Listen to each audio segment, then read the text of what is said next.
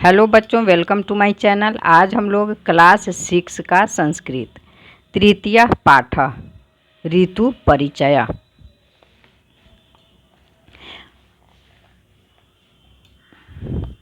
अस्माकं देशे खट ऋतवः भवन्ति। हमारे देश में 6 ऋतुएं होती है।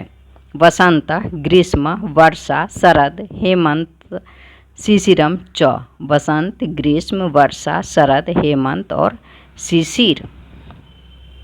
वसंते सर्वेषु पादपेषु नवानि किसलयानि पुष्पाणि च भवन्ति। वसंत में सभी वृक्षों में नए पत्ते और फूल होते हैं। सर्वत्र शोभन समय नातिशीत नातिताप भवति।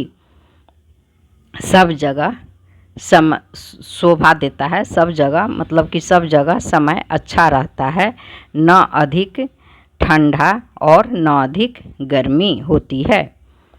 कोकिला नाम मधुर स्वर राजते। कोयलों का मधुर स्वर शोभता है। ग्रीष्मे सूर्यस्य तापः प्रखर भवति। ग्रीष्म ऋतु में सूर्य की गर्मी तेज होती है। जलाशया प्रायेण जलशून्या भवन्ति। तालाब बहुधा जल शून्य हो जाते हैं, अर्थात जल सूख जाता है। सर्वे जीवा छायाम इच्छन्ति। सभी जीव जंतु छाया चाहते हैं। विद्यालयेषु ग्रीष्मे अवकाशः भवति। विद्यालय में गर्मियों की छुट्टी होती है। वर्षा काले आकाशः मेघयुक्तः भवति। वर्षा काल में वर्षा काल में आकाश बादल से भरा होता है। यदा कदा वृष्टिरपि भवति। कभी कभी वर्षा होती है। संपूर्णा पृथ्वी जलेन तृप्यति। सारी पृथ्वी जल से तृप्त होती है। कृषि सर्वत्र शोभते। खेती सभी जगह शोभती है। यदा अतिवृष्टि भवति तदा नदीषु जलप्लावनं जायते। जब अधिक वर्षा होती है तब नदियों में बाढ़ आ जाती है। जना कष्टम अनुभवन्ति। लोग कष्ट का अनुभव करते हैं। मार्गा अपि विच्छिन्ना भवन्ति। रास्ते भी टूट जाते हैं। शरत काले पुनः शोभन समय आगच्छति। शरद ऋतु में फिर अच्छा समय आ जाता है। नदीषु जलाशयेषु च जलम स्वच्छं भवति। नदियों और जल स्रोतों में जल स्वच्छ होता है। अस्मिन् समये एव दुर्गा पूजा दीपावली च प्रसिद्धौ उत्सवौ भवतः। इसी समय दुर्गा पूजा, दिवाली और प्रसिद्ध उत्सव होते हैं।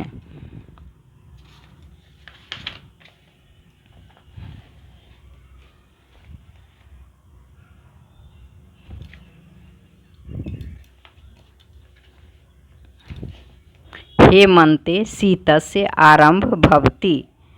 हेमंत ऋतु का प्रारंभ होता है। सूर्यस्य किरणा रोचन्ते।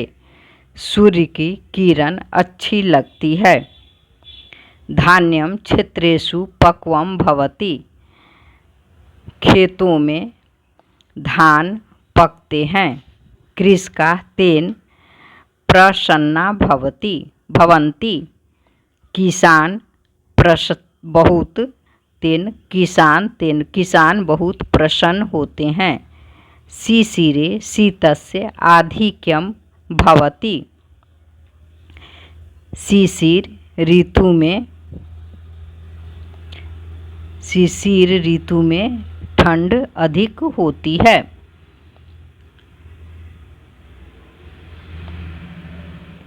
सूर्यस्य किरणाः अपि यदा कदा तुषारे लुप्ता भवन्ति। सूर्य की किरण भी कभी कभी ओस के कणों से ओस से लुप्त हो जाती है। निर्धना जना शीतेन पीड़ाम अनुभवन्ति। गरीब लोग ठंड में दुख का अनुभव करते हैं। यत्र तत्र अग्नि प्रज्वालिता सेवितश्च भवति। जहाँ तहाँ आग जलाकर सेवन किया जाता है। सर्वेषु ऋतुषु वसंतः राजा कथ्यते। सभी ऋतुओं में वसंत को राजा कहा जाता है। ग्रीष्मो वर्षा शरश्चैव हेमंतो शिशिरम तथा तेषु सर्वेषु राजायां वसंतो मोददायक। ग्रीष्म वर्षा शरद हेमंत शिशिर ऋतुओं में ऋतुराज वसंत आनंददायक है। अब प्रश्न है,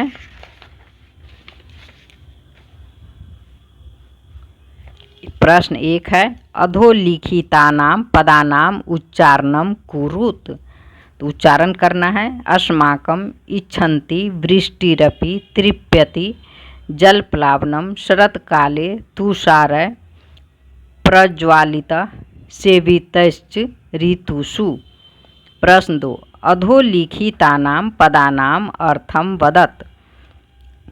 किसलयानि माने नवपल्लव, पादपः माने वृक्ष, प्रायः विच्छिन्ना टूट जाते हैं, सर्वत्र सभी जगह, यदा कदा कभी कभी, पक्वम पका हुआ,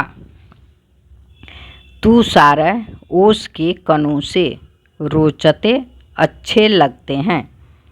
प्रश्न 3 है निम्नलिखितानां पदानां बहुवचनं वदत। इच्छति इच्छन्ति, पठसि पठथ, गच्छामि गच्छामः, भवति भवन्ति, तृप्यति तृप्यन्ति, आगच्छति आगच्छन्ति, बालकः बालकाः, फलं फलानि। प्रश्न 4 है कोष्ठात् शब्दं चित्वा रिक्त स्थानानि पूरयत। क अस्माकं देशे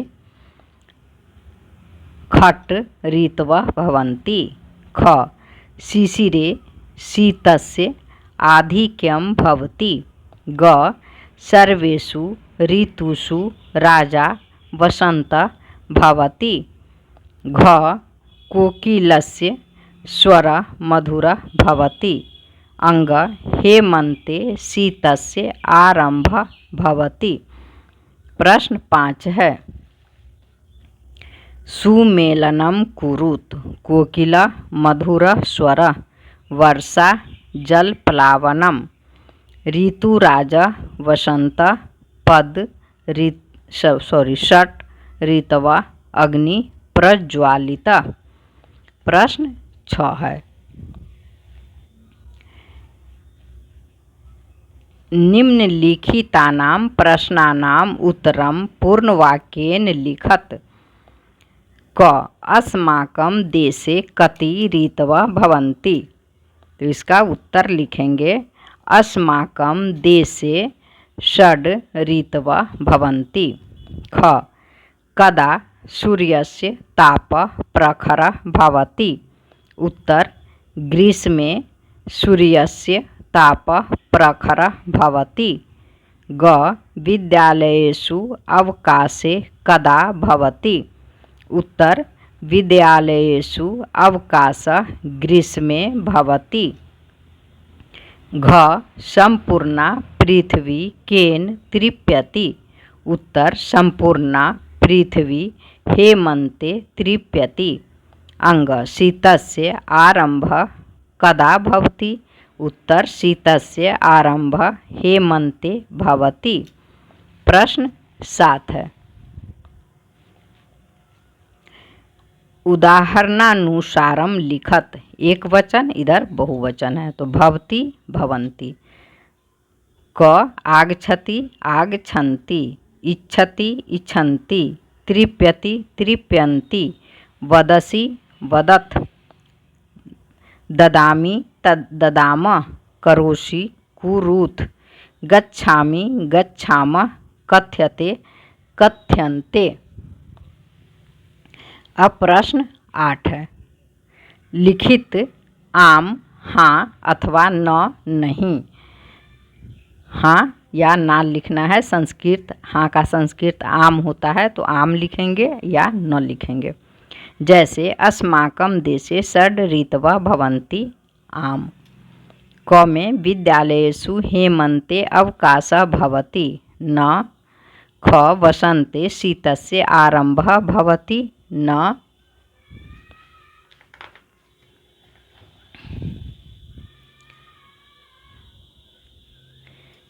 शिशिरे शीतस्य आरम्भः भवति न।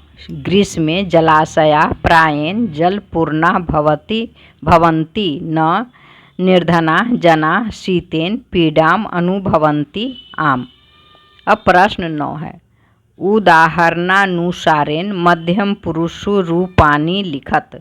मध्यम पुरुष लिखना है उदाहरण के स्वरूप। जैसे पठति पठसि, तो उसी तरह लिखेंगे गच्छति गच्छसि, पठिष्यति पठिष्यसि, कथयति कथयसि, गच्छतः गच्छतः, पठन्ति पठत।